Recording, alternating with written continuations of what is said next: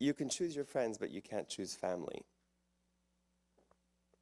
They just sort of come with the DNA makeup of your birthing right. I'm originally Lebanese, still am, and half American as well. My mother's American. So growing up in Lebanon as a child, my family had this very grand illusion that they were very important. And to a certain degree, they were within the society. But financially speaking, they weren't. Although they really believed that they were. So growing up, being that it's a patriarchal family, my grandfather held everything within his control.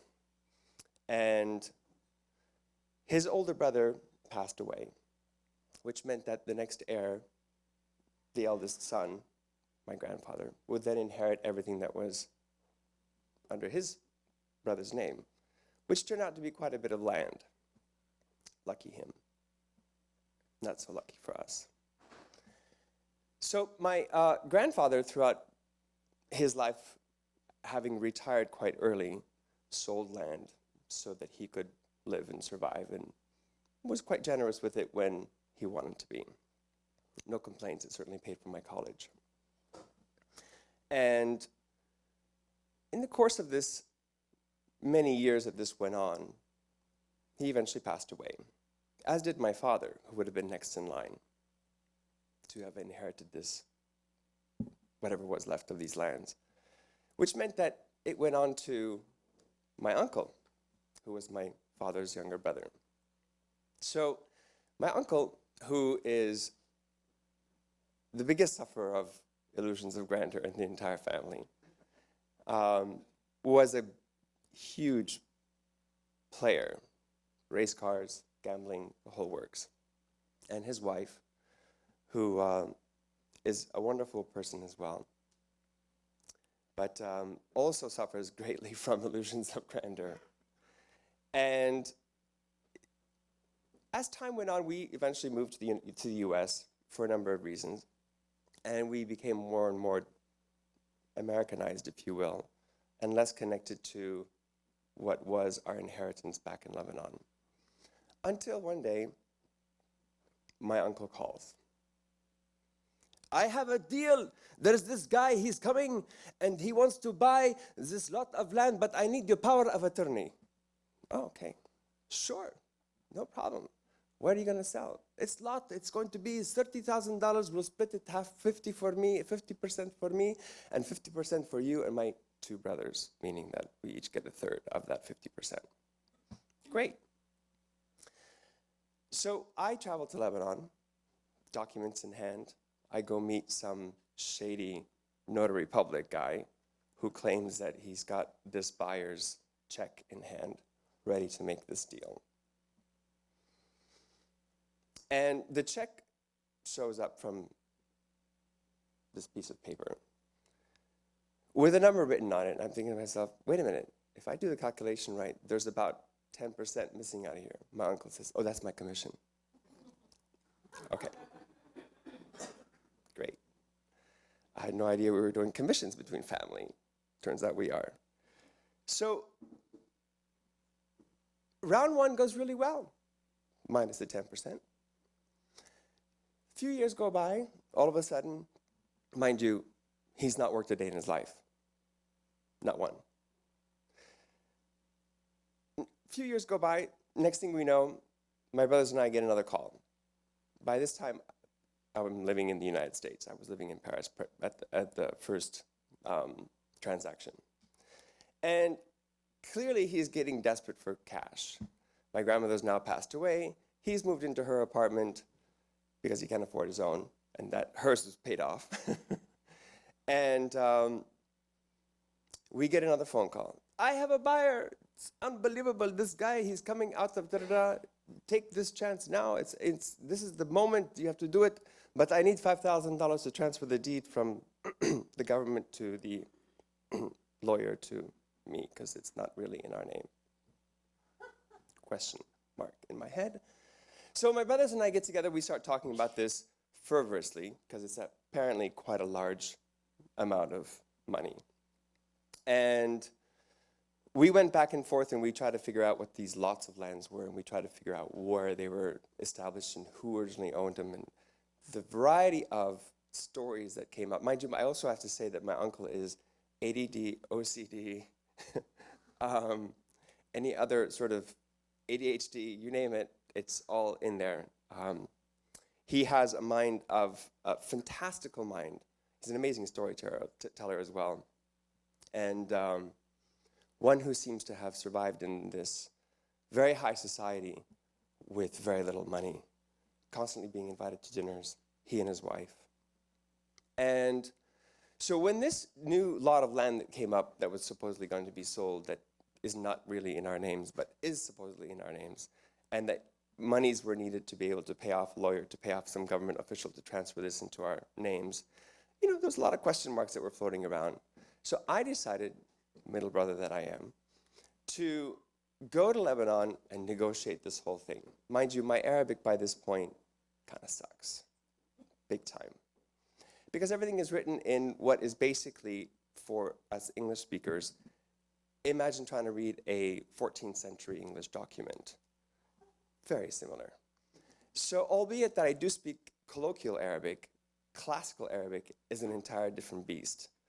So I get there and all this paperwork starts coming in front of me, and I just look at it and I went, yeah, okay, sure, I get that, yeah, makes sense, help someone. So I call upon a friend to sort of help me translate this, and as he does, it starts to dawn on me what's really going on. That it's a very complicated situation with governments involved and lawyers that were involved from actually my great-grandfather's time, where he had leased land to the government to run a railroad line through it that no longer exists. The railroad line does not exist anymore. And it was never, the government never paid rent on this land. So in fact, what they were trying to do was, my uncle was trying to get the government to pay back rent. This is Lebanon, people. Yeah.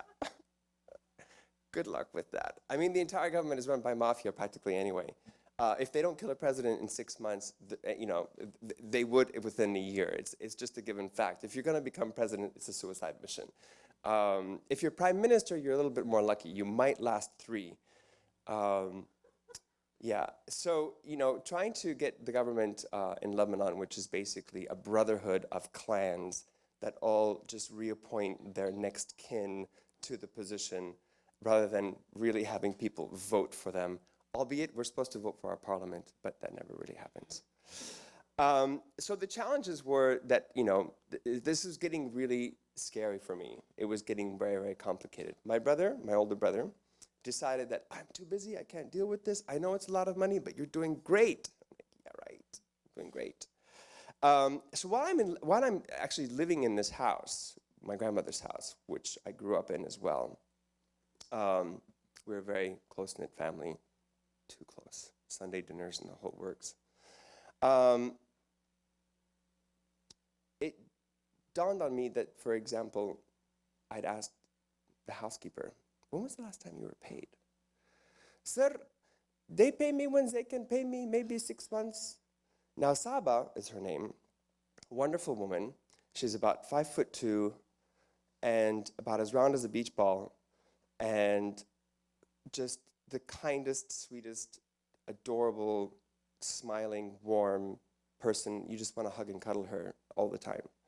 And she'd been working for my aunt for about 20 years.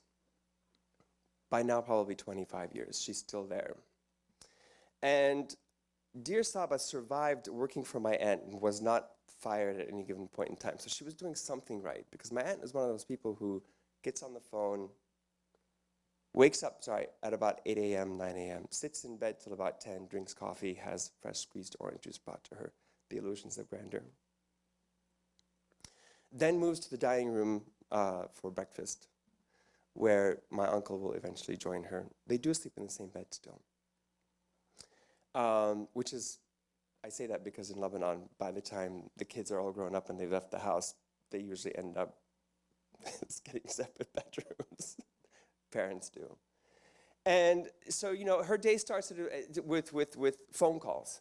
Phone calls that are to basically the same three people, all within the same society. Her friends, talking about social things, you know.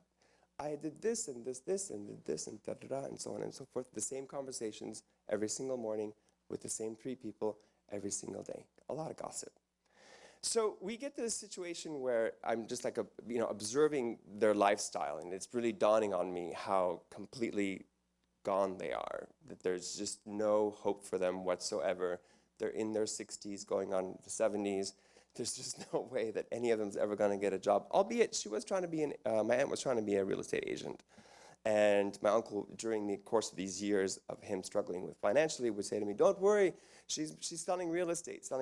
Well, her version of selling real estate is getting to a job site at about noon, maybe 1 o'clock, checking out one apartment, calling some guy up who really isn't a real estate agent, bitching him out because she wasn't allowed to show it. Mind you, she doesn't have her license either. And then coming back home at about 3 and going and playing golf for the rest of the afternoon. By 5 o'clock, it's drink time. By 7, it's dinner. By midnight, they're back. When I say dinner, they usually go out to somebody's house and they're back. So we get to the point where, you know, this land has to, get sold somehow, or we have to figure all this out. And during the course of this time that I was there, I also came to understand by talking to a variety of people in the village where we are originally from. It's very important in the Middle East that you say you come from a specific village, not that you say, oh, I'm from New York, or I'm from Beirut, or the big cities. Even if you say you're from a big city, people want to know what village you're from. It's very important to them. And we realized that varieties of lots of lands had actually been sold off and had suddenly disappeared off the paperwork that we were not privy to in any way. And somehow that power of attorney I had given him years before had been reused and reused and reused and reused multiple times. So I confronted my uncle on this, which was not pretty. What do you mean? I would never rob from you. This is not true. I tell you, this is something, it's all your grandfather's fault. He never did anything. He didn't put anything in the right paperwork, and I had to do all this work. And where's my commission? If I sold anything, I would have told you. We knew we were going down a path that was just never going to end with this argument, that he was just completely denying himself of any sort of honesty in any way, shape, or form. But he really believed that he was in the right. He really believed, and still does, that he has done absolutely nothing wrong. So we decide not to engage with what now has become a nearly $15,000 investment on my brother's and I's behalf to move this supposed lawsuit forward, to sue the government, to get them to pay back rent on a lot of land nobody knows who actually owns. And we dropped that. And there were a variety of other things that came up while I was there, and I was there for quite some time during that trip, that suddenly became very, very evident regarding his lifestyle. And it just absolutely irked me that this man who's in control, or was in control, or still is in control of basically what could have been a profitable financial destiny, thanks to inheritance and things like that, were denied to myself and my brothers, as well as to their children. I don't have any kids, but certainly my nieces as well. And I'm about to leave Lebanon, and I was completely stunned by myself not wanting to actually just bitch slap my uncle and leave. And my flight was very early. I had to get up at like 4 o'clock in the morning, and I stood in the doorway in my grandmother's house, which at one point really was a grand home, decrepit as it had become because they can't keep it up. And I just had this burning sensation that I was just going to do something before I left. So I, not knowing what, something came to my mind. Something just stabbed my head and said, do something. Revenge. But what can you do? It's 4 a.m. You're ready, you need to leave. But what can you do in like that minimal amount of time that's gonna, make a difference? So I walked into sort of a family room area where there's a vitrine that has a variety of antiquities in them. I opened the glass closet up, and there was, I have to say it right, Aribola, which is a Greek amphor miniature, probably about 600 to 1000 BC. It holds ointments and oils back in the day. I don't know what its value is, but there are 3 of them. And some other antiquities that I was very familiar with, but I knew that that was something. 3 of them in a row. I took the middle one out. I put it in my bag, and I left.